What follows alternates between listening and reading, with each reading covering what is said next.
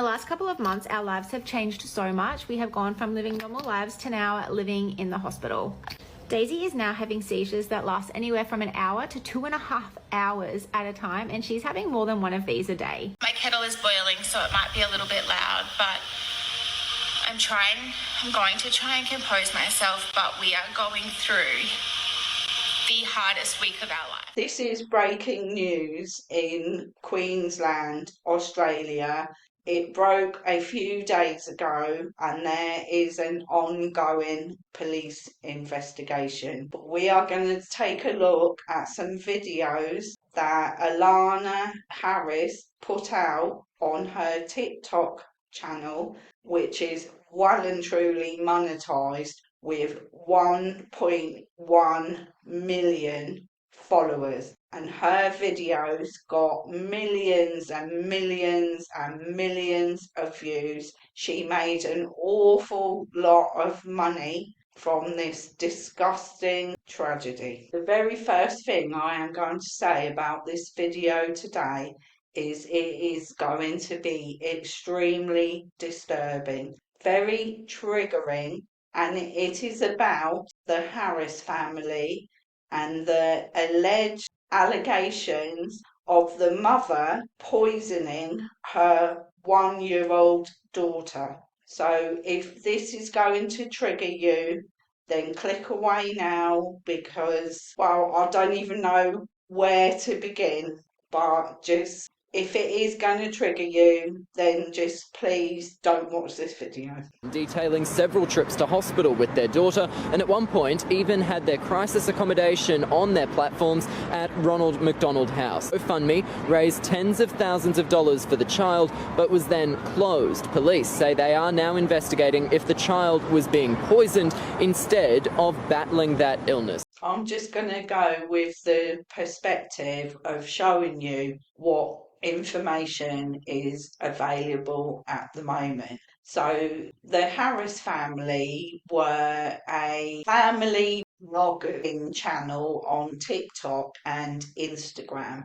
Now, one thing I can tell you right off the bat, I absolutely hate family vloggers. I think what they do is wrong. I don't agree with putting your children on social media to make money out of them. Yes, it's okay to post pictures of a day out with your children and make a little video about it and post it on social media. But when you do it every single day of the week to make money from it, then in my opinion, that is absolutely disgusting. Now, this is the sort of content that the family put out, and it was majoritively the mum.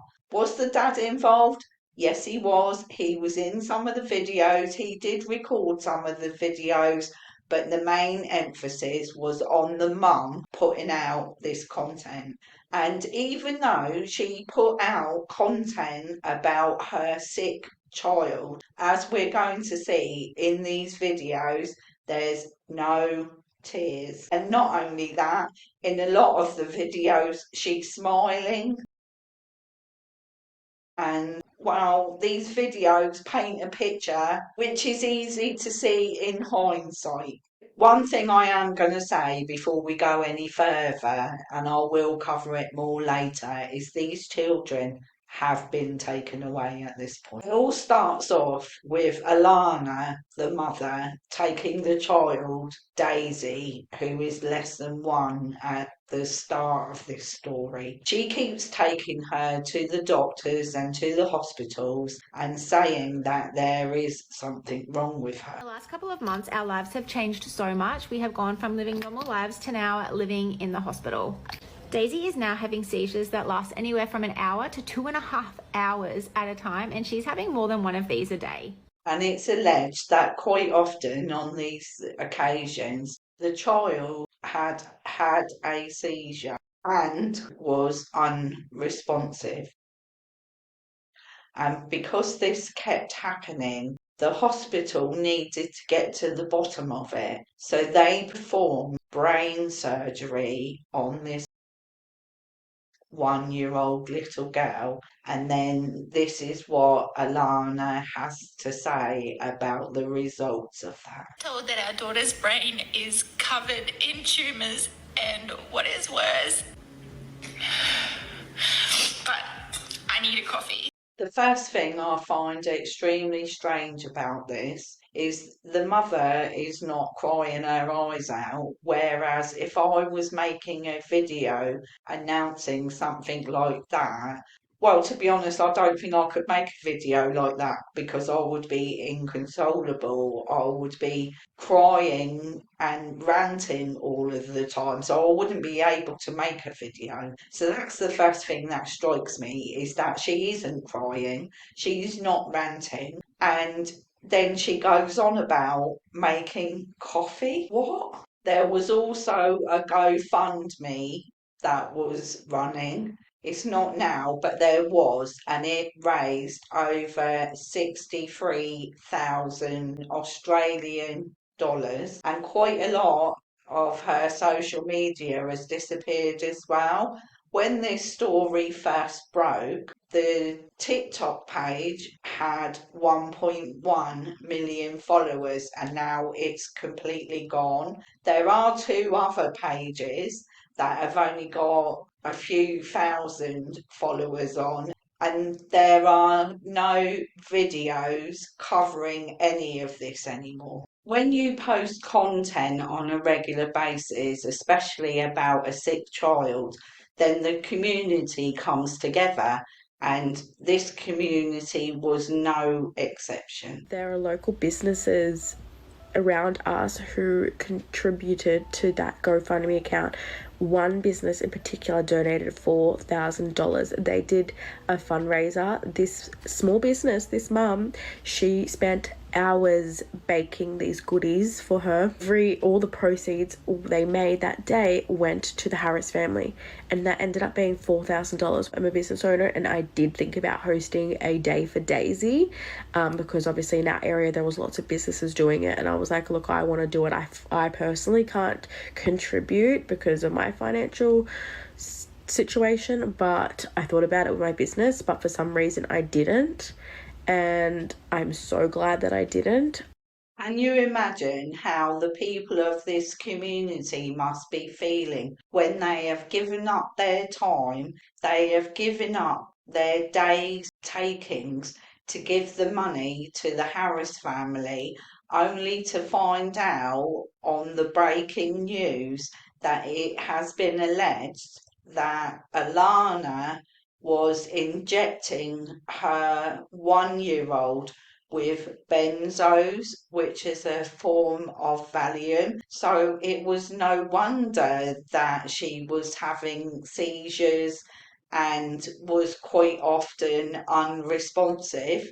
Huge doses of that's what it's going to do to an adult, let alone a child. This is the statement of the nurses and how this all came to light. Got some Harris family goss for you. So the mum/dad, or mum and dad, have drugged Daisy the whole time. Some of the nurses started following her Insta page/TikTok and was like, no, she's spreading false info.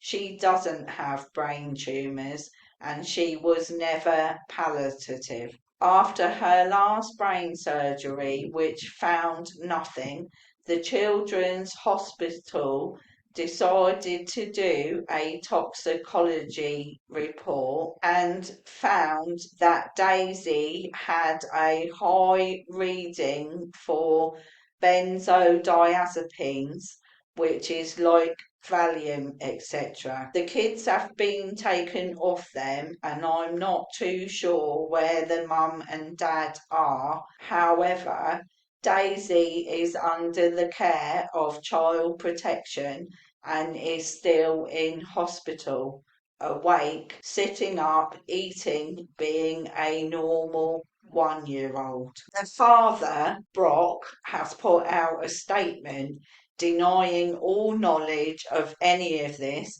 He said that he pushed for the brain surgeries because he thought there was something seriously wrong with their daughter. He's saying he had no idea that Alana was doing any of this and that she is an absolute monster. It's also being said that Alana has Munchausen by proxy, which is where you make the person around you sick.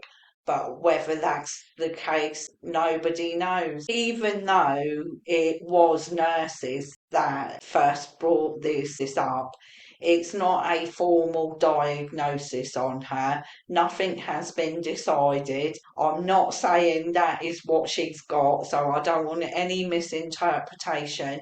As I said at the beginning, all of this is still under investigation, and there is going to be a whole lot more to come out. To you, good news today. Police have confirmed that young child has now been released from the Queensland Children's Hospital and is doing well. But she isn't in the custody of her parents, though. The little girl is at the subject of this investigation amid allegations she was poisoned, drugged to mimic a life-threatening medical condition. Her family has a huge following on social media platforms, TikTok and Instagram. They lived their lives online, detailing several trips to hospital with their daughter, and at one point even had their crisis accommodation on their platforms at Ronald McDonald House. How many incidences like this does it have to take before social media bans content like this? It's just going to keep happening all the time that people are supporting it and are watching it. It's time for it to stop.